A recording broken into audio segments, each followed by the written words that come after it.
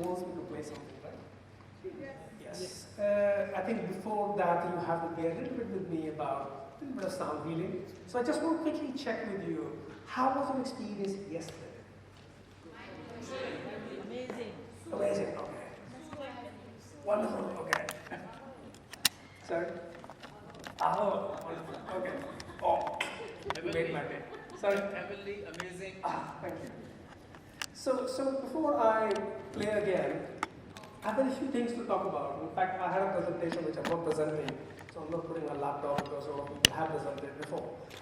Question is, was it healing sound yesterday or was it sound healing yesterday? Sorry? It was sound healing? So what is healing sound? What's the difference between healing sound and sound healing?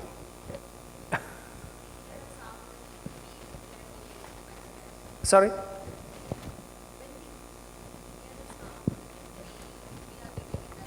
Right, yeah.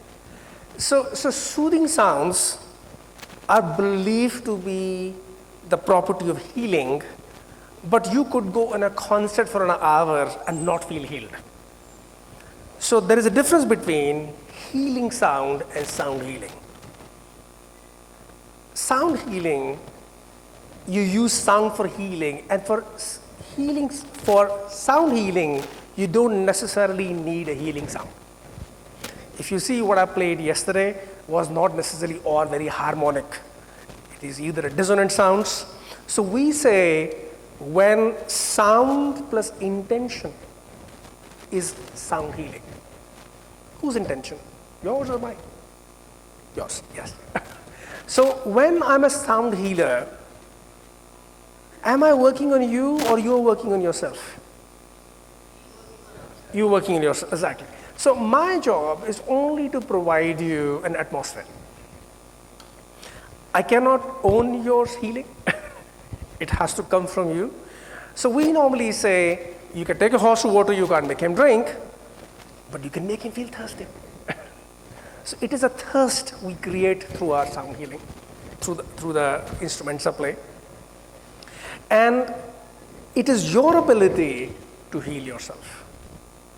Right? So neither my instruments are healing nor me, it is actually you. And that's the reason why each one of you have a different experience, and today it might be entirely different experience. So that was, I think, important part. Secondly, what is sound therapy, sound healing, music therapy, raga chikitsa? Have you heard all these names? What is the difference here? Meaning, and add to that, there's a biofield, there's a bioplasma, there is a bioacoustic, there is a vibroacoustic, there is vibration. There's so many names we have that today, I think before we are even known well, we are so disintegrated. So I think all of it, to my mind, is basically, call it sound healing or sound therapy. So before I go any further, one more question. What is the difference between therapy and healing?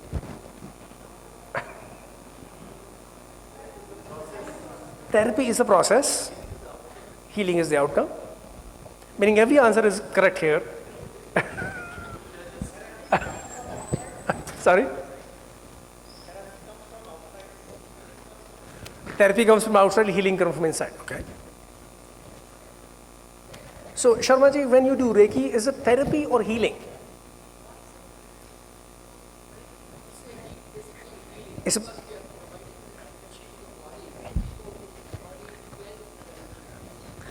Thank you. So therapy, to my mind, and again, I am not the authority on this, therapy to my mind is cognitive. You go to a doctor, you tell him what he needs, he does a diagnosis, and he gives you a treatment. You go to a physiotherapist, he diagnoses your problem and gives you a cognitive intervention. You go to a psychotherapist, he understands your situation and does a cognitive intervention. So I think that's a therapy. Healing is, healers normally don't even ask questions. Half the time healers can't even tell you what they did with you.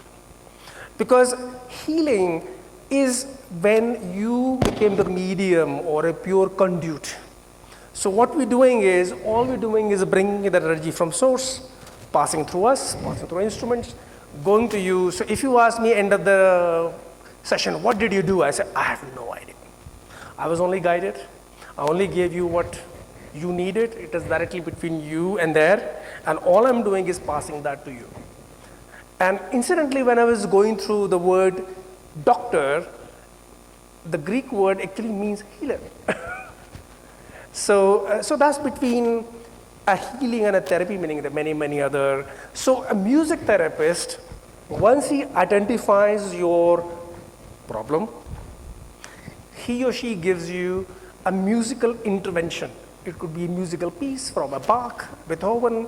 If it's an Indian a raga chikitsak, he will give you a raga for that problem. And if you were a sound therapist, I will give you what I call a frequency, 528, 432, 174, 417, what have you. So we do a lot of different things. Some of us work with music, some of us work with ragas, some of us work with specific frequencies, some of us work with nothing at all. So the reason we have all the instruments, because each one, we believe that each one of us are a vibratory being. All of us vibrate. And the Vedas say, and so before, I'm going to quote a little bit from Vedas, then I'm probably going to go a little to science.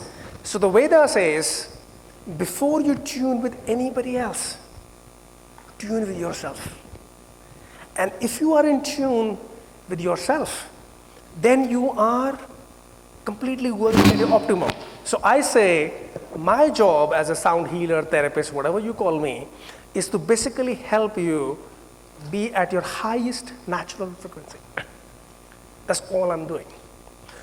So now we have in the Harvards and the Stanfords, we have these chambers called anechoic chambers, where the room is so silent that you can actually hear your own nervous system, you can hear your own blood flow, you can hear your own gut.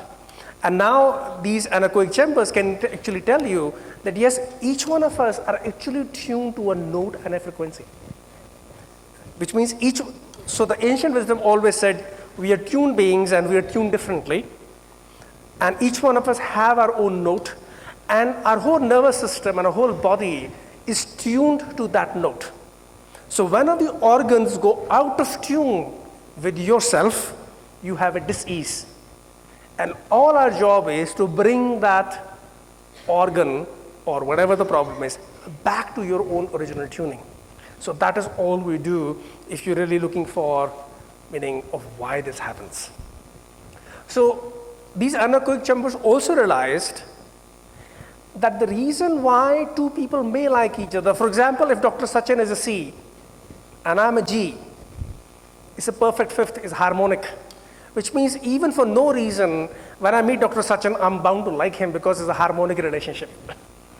And there's certain people you meet and you say, you know, I get very eerie feeling meeting this person. I don't know why, he looks like a good guy, but I don't like him. Because their note and your note are not harmonic with each other. And nowadays we believe that this is actually experienced at not even your, meaning we talked about 5 koshas last time, different bodies.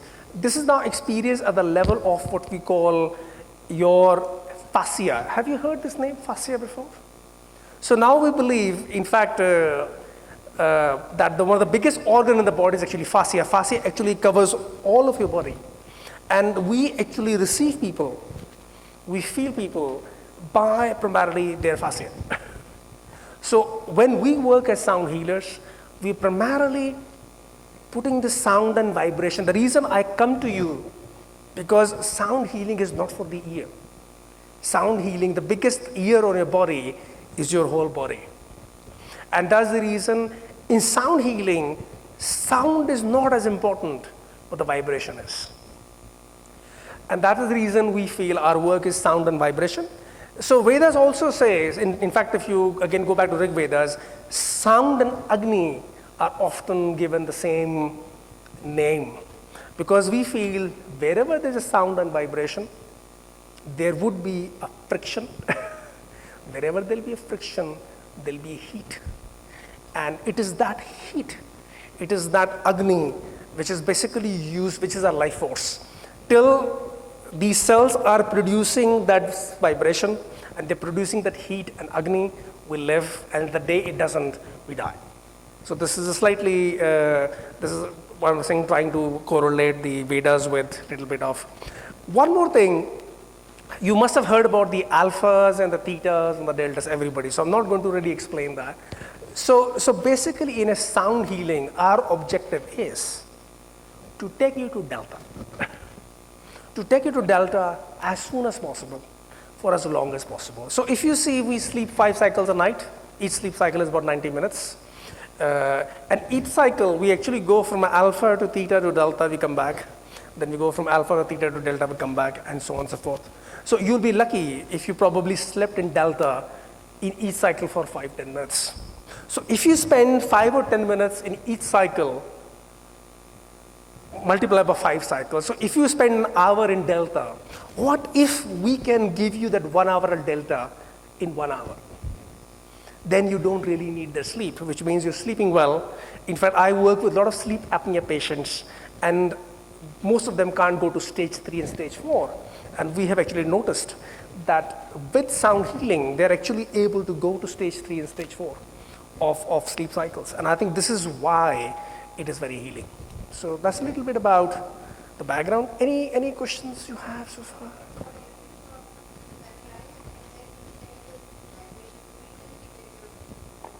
That is one way. The other way is I don't analyze any problem. I leave it to him. I say, let him decide. I can listen to a person for your satisfaction. Surely. Meaning I could possibly say, maybe for you, now let's say if you come to me and say, Sanj, I really want you to use a solfeggio. I want to use 528. To me, 528 is as good as 529, as good as anything else. To me, it's vibration. And the instrument in my hand is extension of me. So when we become one, and when we become one, and when we become one, the whole energy passes. Yeah. Thank you. So where does science use sound? Does science use sound for treatment? Ultrasound. So human audible range is 20,000 hertz, 20 hertz, 20,000 hertz. Anything above 20,000 hertz is ultrasound. And ultrasound is used by physiotherapists for treatment. And the reason they have to move the machine because it's almost 1 million hertz. So the heat produces too strong. That's the reason they have to move. Anywhere else science uses, medical doctors use? Breaking stones called lithotripsy. So lithotripsy is used by doctors. Yeah. Again, I don't know whether any of the doctors here know. So a lot of times we do not know why sound can blast the kidney stones. So either science looks at cause and effect or is empirical data. So empirically we know that whenever we use lithotripsy, we have favorable results. Anywhere else? Sorry? Okay, sorry, that's for a treatment? That's a treatment. Okay. The fetal heart sound, yeah. So now we are also treating prostate cancer by sound in NHS UK. So there is a British medical journal, there's an article where they're using something called HIFU, which is called high intensity focal ultrasound, by which they basically, what they're trying to do is that the sound only works with the cells which are affected. So basically the treatment is long because they have to treat you over time because cells get heated and they don't want the healthy cells to be affected as well. So currently it's being used. Anywhere else? In fact, recently a brain surgery was conducted by a doctor in the US using sound. Is it for fibroids uterus? Yes. So some of us believe that for meditation and for relaxation, what we need is a harmonic sound. So basically yesterday, by and large, was harmonic sound. But sound healers also believe that to delete a program, to destroy something, sometimes we need what I call a dissonant sound. So if you read books by Rudolf Steiner, by Dane Rudyard, they actually say some of the composers deliberately used dissonant sound. Also, Blossom spoke on that day about programs. So when people ask me, does this healing going to last forever? I say, let's assume for a minute that it burns all your past karma till today. But you're going to do more things from tomorrow onwards. So till we do not change your programs, things are not going to change. Even can heal you. It's like cleaning Ganga campaign. You can clean Ganga, but till the toxins will continue to fall in Ganges, is really not going to be ever clean. So the same thing, so we also say that when you look at yoga, and you have the 8 limbs of yoga, the yamas, niyamas, and the asanas, and pranayam, pratyahara, dharana, dhyana, samadhi. So our work falls at the stage of pratyahara. So basically what we are saying is, by sound, we are detaching yourself with the outside world so that you go in your inner world. And when you go in your inner world, that's the beautiful word. So we feel that from a conscious to subconscious to unconscious, you actually go from a consciousness to subconsciousness to super consciousness. And we always say that during the sound healing session, meaning most of the sound healing sessions are lying down sessions where you lie down on the floor, you take a mat between 45 minutes and 90 minutes. If you sleep and snore, we think you've done a great job. Funny enough here, while you're sleeping, do you know you're sleeping while you're sleeping? Mostly not. You wake up in the morning and you assume you must have slept in the night because you don't remember anything. In a conscious sleep, during a sound healing session, not only you sleep, you're aware that you're sleeping. It's like typically those of you have seen these little Chinese martial art movies, there is a monk sitting here, the ninja comes from the back and the guy, he keeps on fighting, but while he's in his meditation. So if we can remain in meditation all the time, meaning you can drive and be in meditation. So the question is, a marathon runner, a sprinter, when he runs, is he in delta? Is he in alpha? To him it's meditation. He doesn't think of anything at that time. When he runs, he is only all by himself. He's not competing with anybody else there. He's only competing with himself. So we feel delta is a stage where you don't have to be still. You could be internally still and yet externally working. So our objective is, if we are able to give you sound, today you can hear a gong or a singing bowl, but you're very capable of making these sounds by yourself. And that's the reason you can do drive and you can do Om. You can do Om Mane Padme Hum, you can do Gayatri Mantra.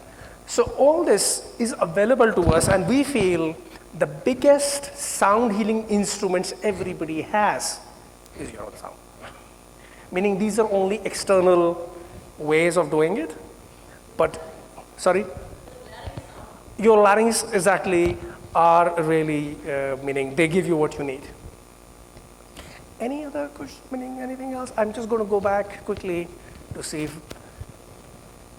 So I have a couple of studies here I'm not going to really show right now, but the studies are done, for example, in Texas Medical School, meaning hospitals are using sound healing a lot now. So I have a couple of students in Australia who actually play in a hospital.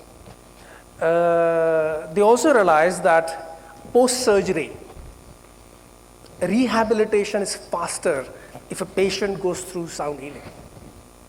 In fact, yesterday a question came up of a transplant. Even though everything matches, sometimes transplants are not successful. In fact, yesterday somebody showed a picture.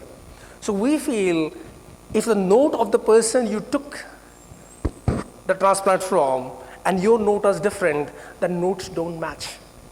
And we feel after the transplant or after the surgery is very important to close you energetically and not just surgically. So we're finding more and more hospitals, at least in the West, are getting more and more to sound healing. And Texas Medical School recently started something called speech intelligibility. They say that the way your nurse, your doctor, your technician, your staff speaks to you as a patient also make a lot of difference.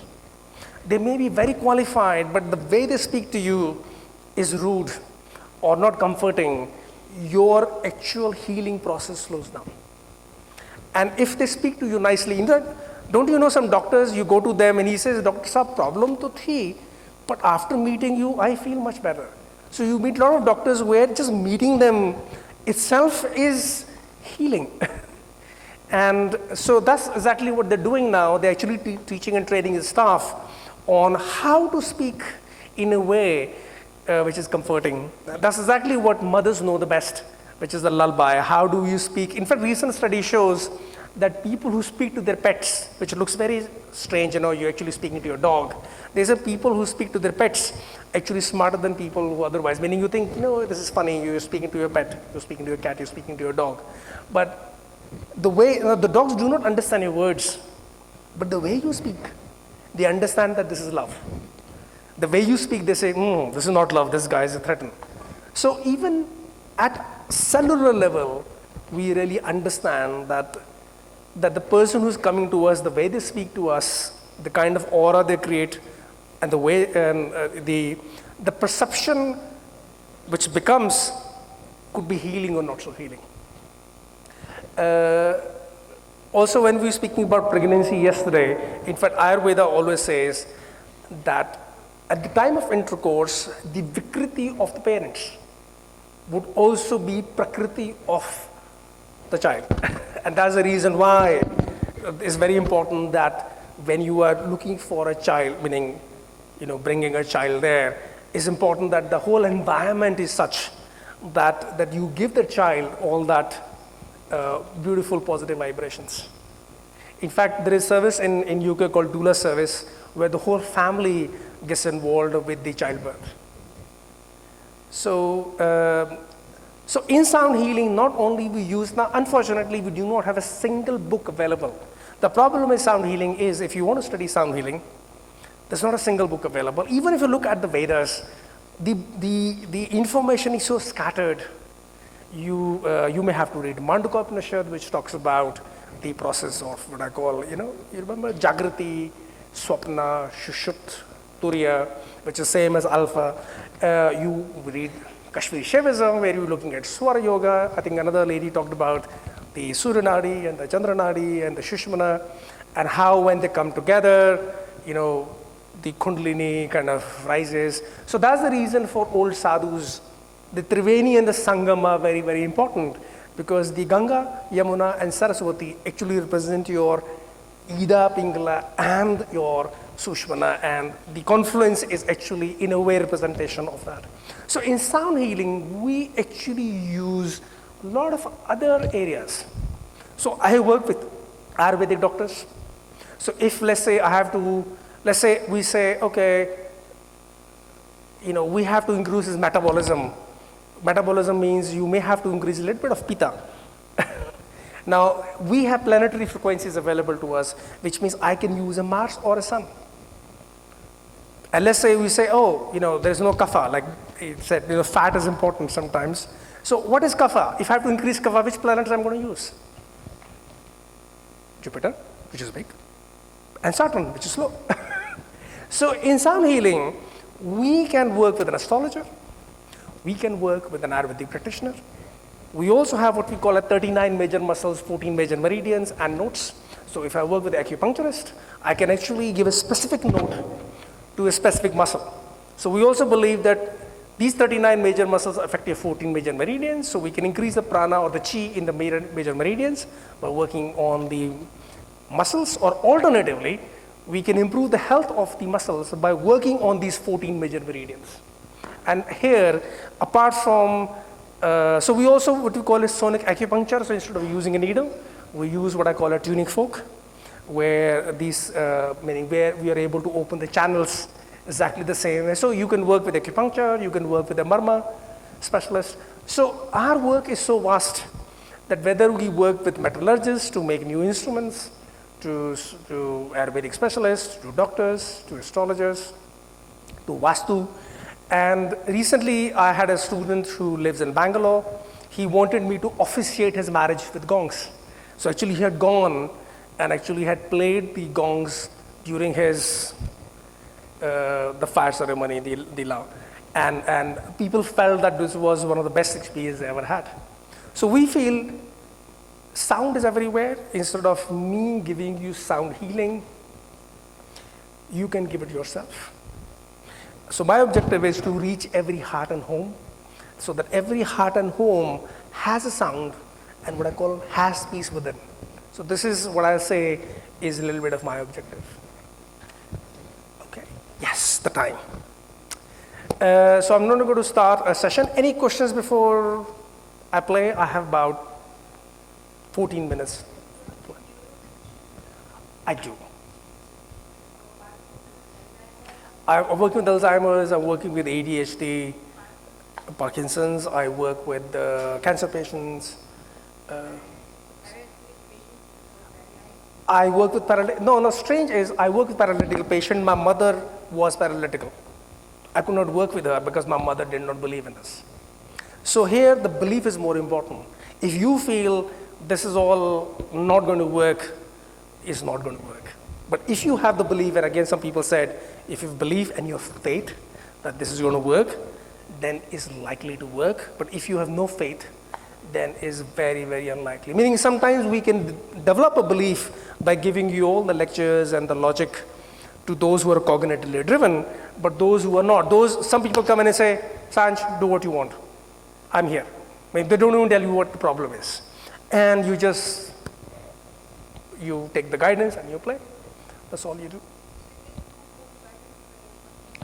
I'm writing 2 at the same time, yes. I'm a bit lazy and I travel quite a bit, yes. I did put a training program, so I teach the same course in about 22 different countries because we don't really have a course in sound healing anywhere. Meaning there are courses in one country or in one region, but not worldwide. So that's what I'm trying to do right now. Okay. Sorry? Depression patients, actually, I have a couple of students who are doctors and psychotherapists, and I'm a trained psychotherapist myself, and we believe when nothing works, sound works all the time. So I have a lot of hypnotherapists and psychologists who are my students. They actually say when nothing works, I basically take tuning forks and it works well.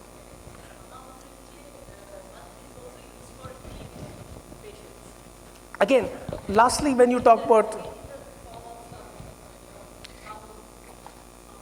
yeah, so let me just quickly say about mantras. Mantras has 3 things in itself. Mantra has an intention. So if you say Om Gangadapate Nama or Om Aditya Nama, so when you can talk about Aditya or sun, you're automatically first putting an intention of nourishment and energy. So intention is in a mantra. So if you're doing Ganesha mantra, there's an intention of obstacle removal. Secondly, it already has affirmation. And thirdly, it has the right frequency. So what we need for healing? Intention and the sound. So mantra itself, every mantra, what is made for, itself has the intention built in. Right? So if you're saying Om Raviyaya Nama, you're obviously talking about Ravi and the sun. Or Pushnaya Nama, so you're automatically talking about the nourishment from the sun. So I think automatically it is built in. Okay, I think. Sorry, I couldn't hear you. Binaural beats, oh my God, okay. So what is binaural beats? Have you heard about binaural beats? So binaural beats are that you have a headphone, you use a headphone, it automatically takes to meditation. Yeah? So how does it work? The left side of your and the right side of your headphones are actually has a difference of a Schumann frequency, which is approximately 8 hertz. So which we basically Schumann frequency was earlier 7.63, is now close to 8. So if I can create an 8 hertz difference between your left ear and right ear, a binaural beat will happen and you feel that you are in a meditative state. Which means if I use 128 on your right and 120 hertz on your left, I'm actually creating a Schumann frequency, and that's what helps the binaural beats. So it is very meditative. In fact, science has worked a lot. We have not many instruments which are not acoustic anymore. You can use for meditation as well. Just relax, let go.